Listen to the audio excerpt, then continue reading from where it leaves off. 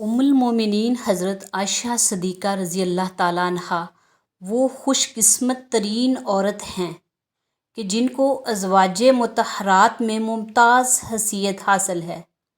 कुरान व हदीस और तारीख़ के औराक आप रज़ी अल्लाह ताला अन्हा के फ़ज़ाइल व मनाक़िब से भरे पड़े हैं। हज़रत आयशा सिद्दीक़ा रज़ी अल्लाह ताला अन्हा से शादी से कबल हज़ूर अकरम सल्लल्लाहु अलैहि वसल्लम ने ख्वाब में देखा कि एक फ़रिश्ता रेशम के कपड़े में कोई चीज़ लपेट कर आप सल्लल्लाहु अलैहि वसल्लम को पेश कर रहा है। नबी अकरम सल्लल्लाहु अलैहि वसल्लम को हज़रत आयशा सिद्दीक़ा रज़ी अल्लाह ताला अन्हा से बहुत मोहब्बत थी। एक मरतबा हज़रत उमर बिन आस रज़ी अल्लाह ताला अन्हु ने हज़ूर अकरम सल्लल्लाहु अलैहि वसल्लम से दरियाफ़्त किया कि आप सल्लल्लाहु अलैहि वसल्लम को दुनिया में सबसे ज़्यादा किसको आप सल्लल्लाहु अलैहि वसल्लम महबूब रखते हैं। आप सल्लल्लाहु अलैहि वसल्लम ने फरमाया, आयशा रज़ी अल्लाह ताला अन्हा को। अर्ज़ किया गया, ए अल्लाह के रसूल सल्लल्लाहु अलैहि वसल्लम, मर्दों की निस्बत सवाल है कि मर्दों में आप सल्लल्लाहु अलैहि वसल्लम को सबसे ज़्यादा अजीज़ कौन है। तो आप सल्लल्लाहु अलैहि वसल्लम ने फरमाया, आयशा के वालिद हज़रत अबू बकर सिद्दीक़ रज़ी अल्लाह ताला अन्हु। आप रज़ी अल्लाह ताला अन्हा का नाम आयशा, लक़ब सिद्दीक़ा और हमेरा, ख़ताब उम्मुल मोमिनीन और कनियत उम्मे अब्दुल्ला है। चूँकि आप रज़ी अल्लाह ताला अन्हा साहिब औलाद ना थी, इसलिए आपने अपनी बहन हज़रत अस्मा रज़ी अल्लाह ताला अन्हा के साहबजादे और अपने भांजे हज़रत अब्दुल्ला बिन ज़ुबैर रज़ी अल्लाह ताला अन्हु के नाम पर हज़ूर अकरम सल्लल्लाहु अलैहि वसल्लम के इरशाद के मुताबिक अपनी कनियत उम्मे अब्दुल्ला इख्तियार फरमाई। हज़रत आयशा सिद्दीक़ा रज़ी अल्लाह ताला अन्हा के वालिद का नाम अब्दुल्ला, अबू बकर कनियत और सिद्दीक़ लक़ब था। माँ का नाम उम्मे रोमान था।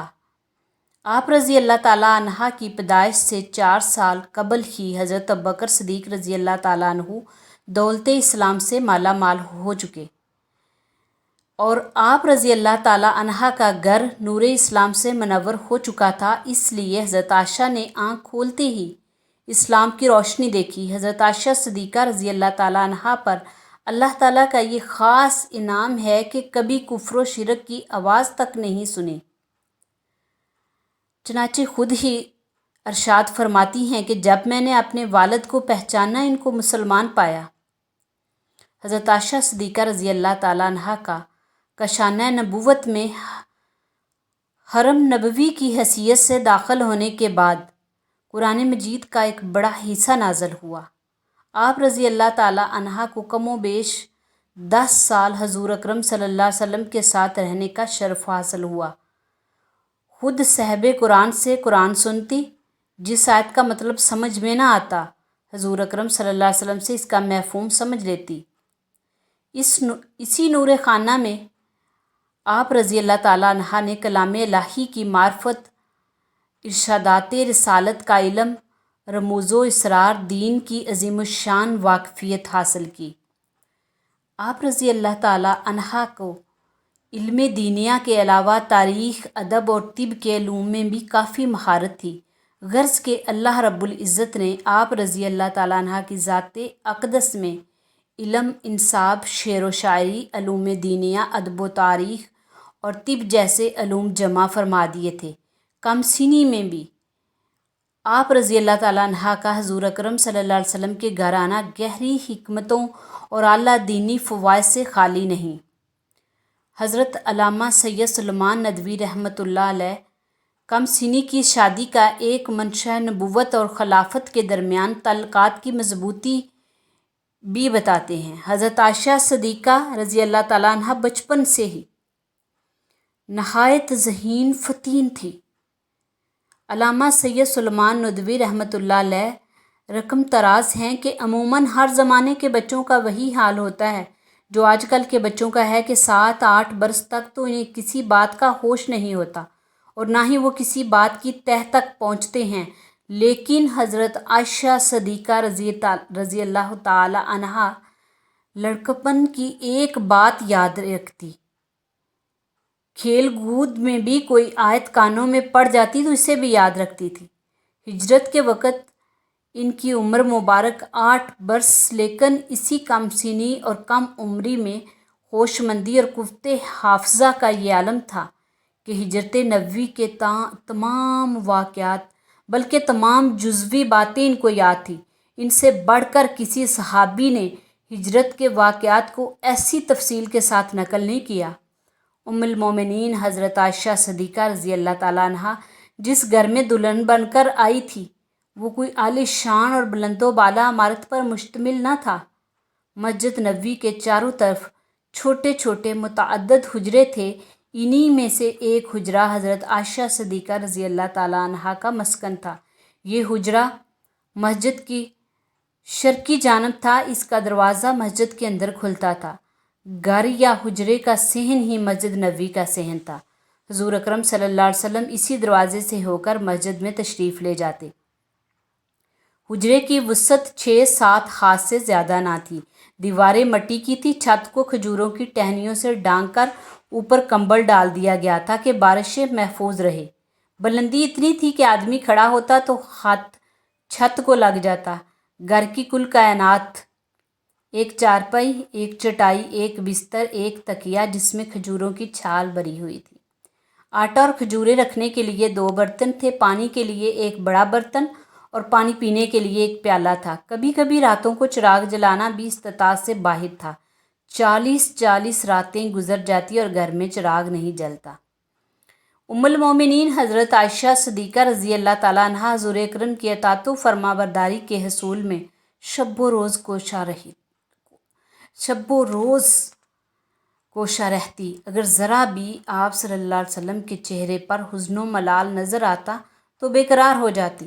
حضور اکرم صلی اللہ علیہ وسلم کے قرابت داروں کا اتنا خیال تھا کہ ان کی کوئی بات ٹالتی نہ تھی۔ آپ رضی اللہ تعالیٰ عنہ نے بچپن سے جوانی تک کا زمانہ اس ذات اقدس کی محبت میں بسر کیا جو دنیا میں مکارم اخلاق کی تکمیل کے لیے آئی تھی۔ حضرت عائشہ صدیقہ رضی اللہ تعالیٰ عنہ کا اخلاق نہایت ہی بلند تھا۔